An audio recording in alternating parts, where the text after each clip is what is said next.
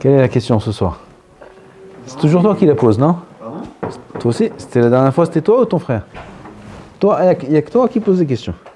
Non, mais c'est une question qu'on a parlé Shabbat. Ah, On s'est dit, question générale. c'est ça. Si Atadi Shmaya. Qu'Hachem nous aide à répondre. Quel? On a parlé des aînés. Des Des aînés. Et les fêtes. aînés? Ouais, vraiment. Hina. Hina. Quel? Et donc, comment ça se passe au niveau de la musique? Est-ce qu'on va refaire? Est-ce qu'on va refaire? Est-ce qu'on va d'écouter des musiques goy? Oh! Musique, oui. Qu'est-ce que la musique? Qu'est-ce que la musique? Il est écrit dans le Rambam que lorsque, à l'époque des Nevi'im, bientôt on aura les Nevi'im, bientôt on aura Mashiach. C'est qui Mashiach? C'est quoi Mashiach? On y arrive. C'est quoi Mashiach? C'est quoi Mashiach? C'est qui Mashiach? Il descend du ciel, il vient sur un âne, il vient... C'est quoi Mashiach? On veut Mashiach. C'est quoi Mashiach? Mashiach, c'est un être humain. Un être humain normal. Mashiach, c'est un être humain normal qui vit ici sur Terre, qui a un papa, qui a une maman. Il est comme tout être humain normal. Il est déjà chacham. Il est tzaddik, très très tzaddik. Il est chacham. Et il existe dans toutes les générations, sous forme d'une personne. Et un jour, quand Akadosh Baruch Hu décidera, cette personne-là, elle sera nommée roi. C'est quoi Mashiach? Mashiach, c'est Mashuach. Comment à l'époque on nommait un roi? On nommait, on dit? Nommé? Comment on nommait un roi à l'époque? Alors il venait le Navi, et il prenait du Shemen HaMishra et de l'huile d'onction, et il lui faisait une Meshicha, qui met une gamme yévanite sur le front, une sorte de lettre comme un Nun, avec deux doigts, il faisait sur le front, et il était Moshe Hoto. Mashiach, c'est oint, c'est-à-dire c'est un homme qui sera nommé roi. C'est Mashiach. Et lorsqu'il sera nommé roi, sa chokhma, elle sera grande, plus grande que la chokhma de Shlomo HaMelech. Il sera extrêmement chacham dans toutes les chokhmot de l'univers. Plus que Shlomo HaMelech. Ouais. Il a déjà un kli raoui à recevoir cette chokhma-là, apte à recevoir cette chokhma, et il viendra celui qui lui fera la Meshicha, et il sera immensément grand en chokhma. Et lui régnera surtout à Israël. Il n'y aura plus de Nassi, il n'y aura plus de Rosh Memshala, il n'y aura plus de Knesset, il n'y aura plus 120 chez Knesset, Havre Knesset, il n'y aura plus de Sarim à la Memshala, il n'y aura plus rien du tout. Il y aura Melech HaMashiach. Melech HaMashiach, il va régner sur nous à l'éternité, et à l'éternité presque, jusqu'à la Tid Lavo, et c'est lui qui va guider Am Israël dans les guerres et dans tout le déroulement qu'il y aura jusqu'à la construction du Beth HaMikdash, etc. Le problème, c'est que celui qui doit faire la Meshicha au Mashiach, celui qui doit l'oindre, ça peut être qu'un Navi. Et il n'y a pas de Navi. Ça n'existe pas la névoie. Depuis longtemps, ça n'existe pas la névoie.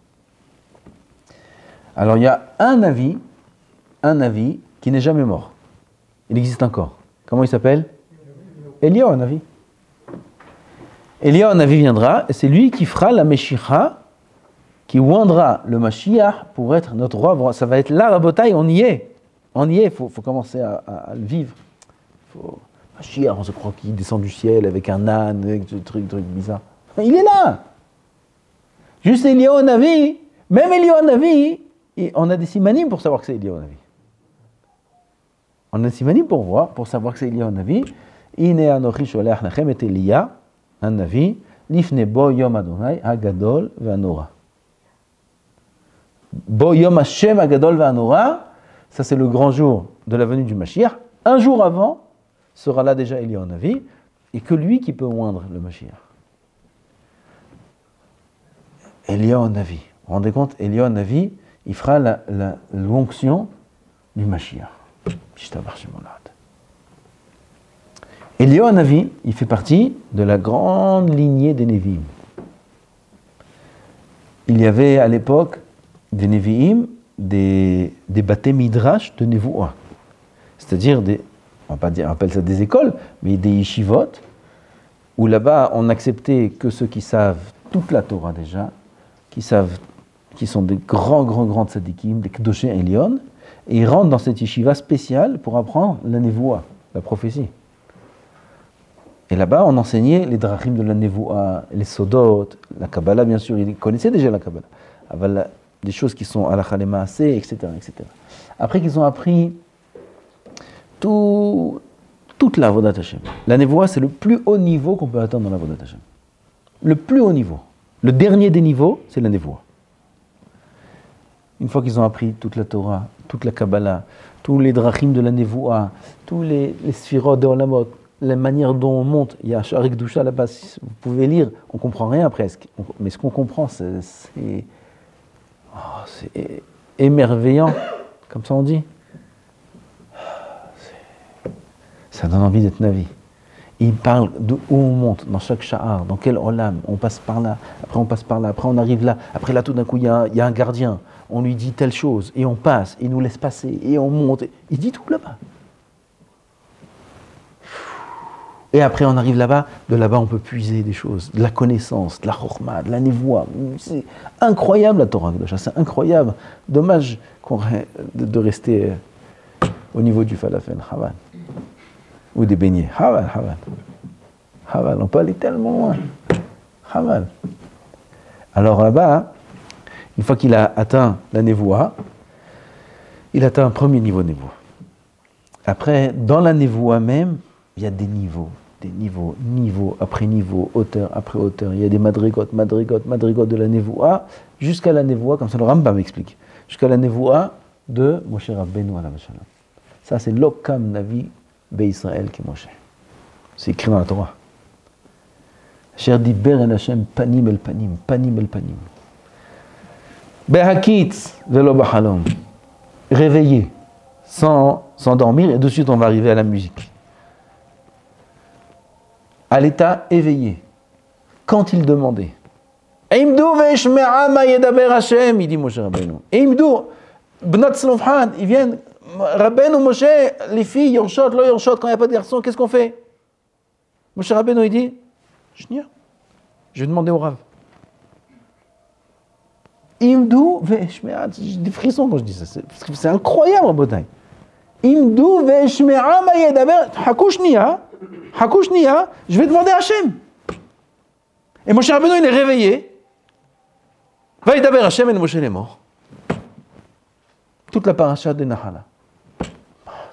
C'est le bon Hachem. La Chazal, ils disent Ashrei Yelod Isha, heureux l'humain qui peut parler à Hachem quand il demande. Et Akadosh Baruch Hu lui répond. Quand il demande. C'est comme Moshe Rabbeinu. Alav Shalom.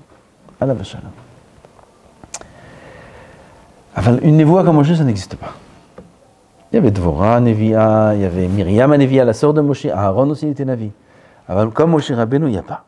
Les autres Nevi'im, même les plus grands, comment ils rentraient dans la névoie? Comment ils pouvaient commencer à percevoir des choses? Alors, ils étaient mitkatchim, bien sûr, ils étudiaient, ils priaient, ils allaient au mikvé, et toute la kdusha qu'il fallait. Et ensuite, dernière étape, pour recevoir la névoie, on leur a amené un orchestre. Il y avait l'orchestre qui venait et qui commençait à faire des nigunim. De la musique. Il n'y a plus de livres, il n'y a plus de mikvé, il n'y a plus... De la musique. Putain, de la musique. Et avec les nigunim, ils avaient des kavanot, et dans le nigun, ce nigun-là, il arrivait à les exporter dans les sphères les plus hautes qu'il y a.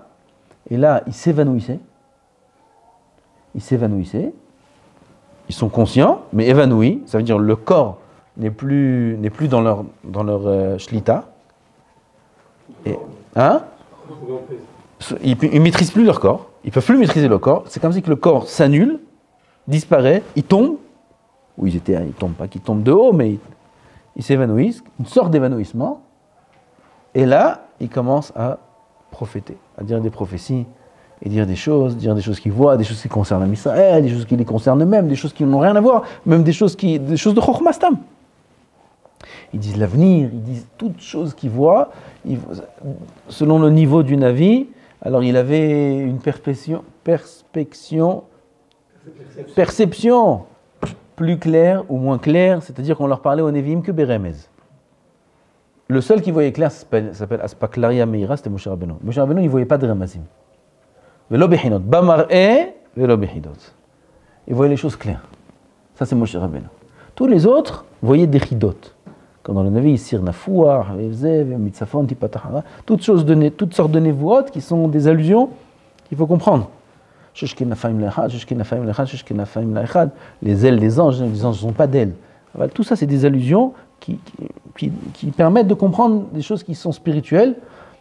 On leur montre avec des images que le Navi doit interpréter. Et plus le niveau du Navi est haut, et plus il voit des choses claires. Le point commun avec tous les Nevi'im, c'était la musique. C'est-à-dire que pour atteindre le plus haut des niveaux qu'un juif peut atteindre avec sa neshama, on ne parle pas de petites choses, oui, on parle de choses immenses. Il se colle ba'elionim. La dernière étape qu'il faut, c'est la musique. Pelle et plaïm. La musique. Mais mettre la musique, c'est quelque chose de élaki. C'est divin, la musique. Pourquoi? Dans le pshat de la musique. Combien de musiques on peut composer? Combien de musiques? Do, ré, mi, fa, sol, la, si. Do, c'est... On revient. Tout la même chose. Un infini de compositions. Il faut que ça sorte bien aussi, oui. C'est pas que tu mets n'importe quel truc. Il faut combiner les instruments ensemble. Il faut savoir quand est-ce que celui joue haut, celui-là il joue bas, quand est-ce que l'autre intervient, quand est-ce que l'autre il sautait. C'est Pele Plaim la musique. C'est Pele Plaim. Les multiples combinaisons qu'il y a dans la musique. Le Rav est arrivé, donc on va s'arrêter là, mais à remettre. À plus tard.